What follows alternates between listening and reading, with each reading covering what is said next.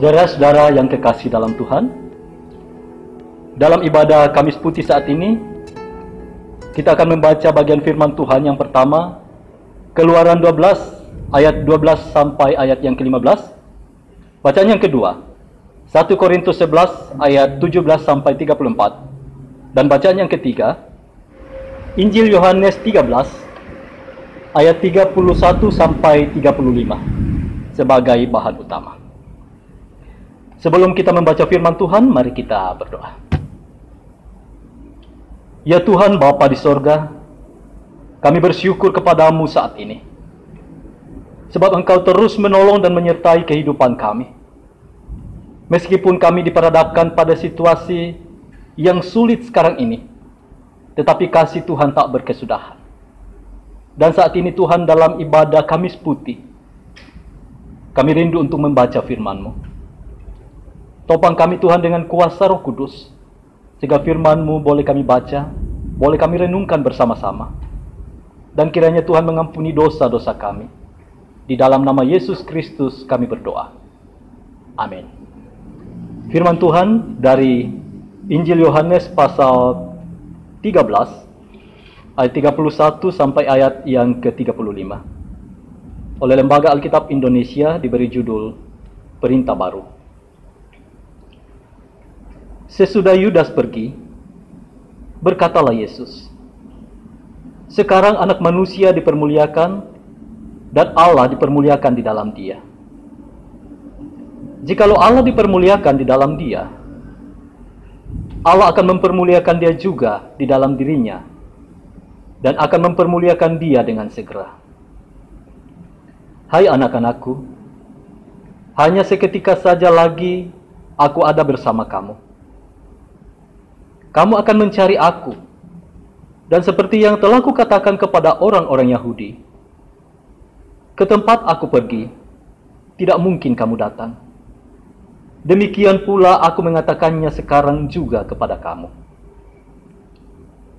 Aku memberikan perintah baru kepada kamu, yaitu supaya kamu saling mengasihi. Sama seperti aku telah mengasihi kamu, demikian pula kamu harus saling mengasihi. Dengan demikian semua orang akan tahu bahwa kamu adalah murid-muridku, yaitu jikalau kamu saling mengasihi. Amin. Firman Tuhan. Shalom. Shalom Bapak Ibu, saudara-saudara, serta anak-anak yang Tuhan kasihi. 6 minggu masa Prapaskah atau minggu-minggu sengsara telah kita lewati bersama. Dan saat ini kita melaksanakan ibadah Kamis Putih. Meskipun situasinya sangat berbeda dari biasanya, namun kita berkomitmen untuk tidak kehilangan makna dari ibadah yang kita lakukan saat ini. Ada beberapa hal penting yang diperingati dalam ibadah Kamis Putih. Yang pertama, mengingatkan tentang peristiwa di mana Yesus makan bersama dengan murid-muridnya.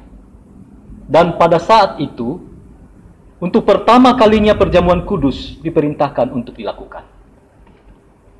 Yang kedua, mengingatkan tentang peristiwa pembasuhan kaki yang dilakukan oleh Yesus kepada murid-muridnya. Hal tersebut sebagai simbol kerendahan hati. Kerendahan hati untuk melayani, bahkan rela merendahkan diri sama seperti seorang hamba. Kita tahu saudara-saudara bahwa kebiasaan atau tradisi orang Yahudi, pembasuhan kaki hanya dilakukan oleh seorang hamba kepada Tuhan yang sangat dihormatinya. Yang ketiga, mengingatkan kita pada peristiwa saat Petrus menyangkal Yesus. Saat Yudas mengkhianati Yesus, murid-murid yang lain meninggalkan Yesus, dan saat Yesus ditangkap untuk dihakimi, untuk diadili, lalu kemudian dihukum mati.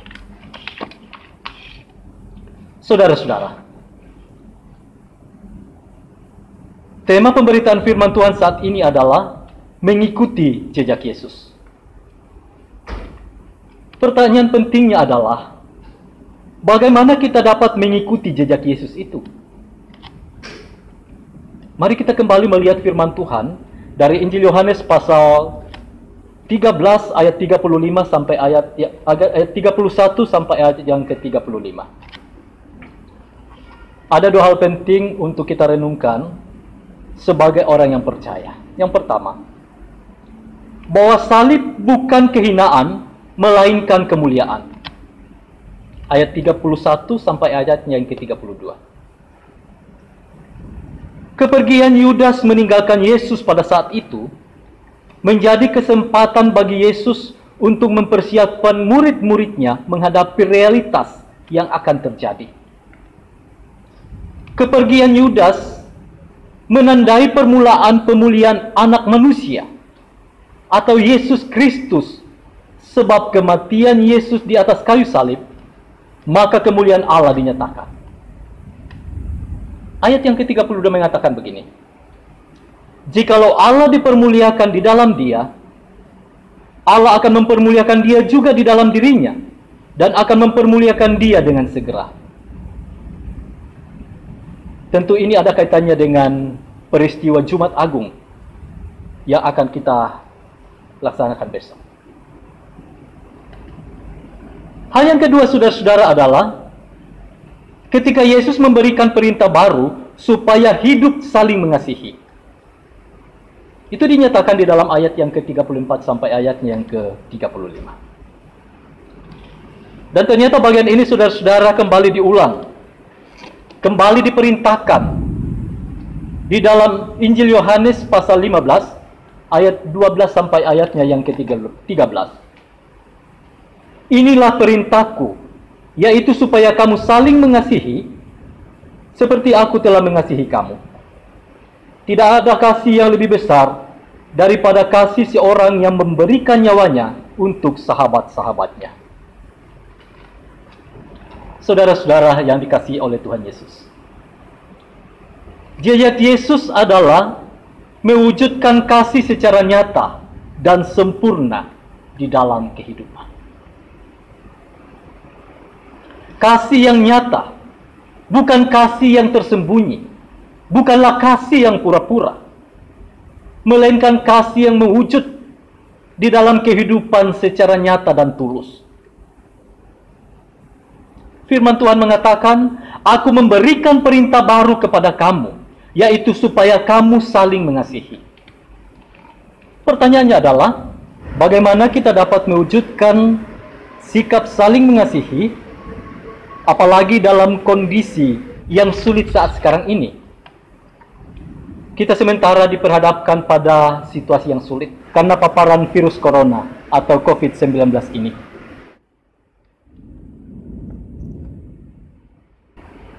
Saudara-saudara, ketika kita melihat kembali perintah ini, ketika kita diajak untuk hidup saling mengasihi di dalam kehidupan,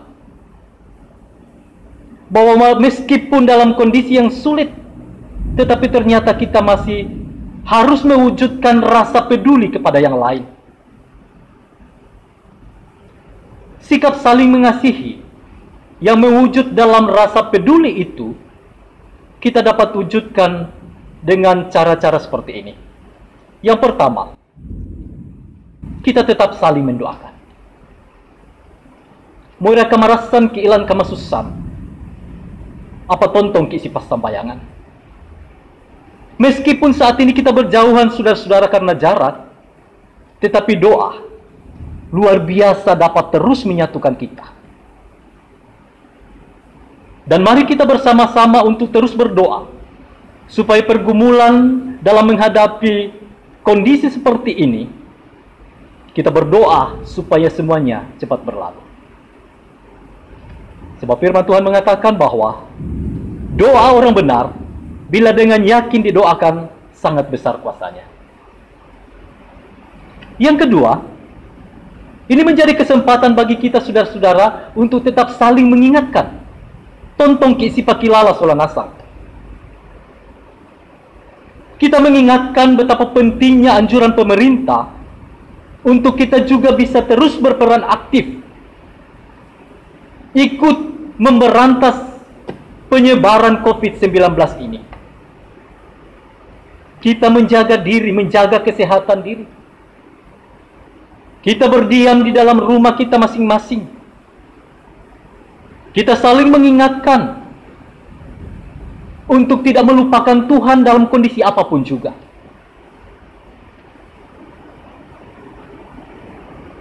Dan itu penting, saudara-saudara.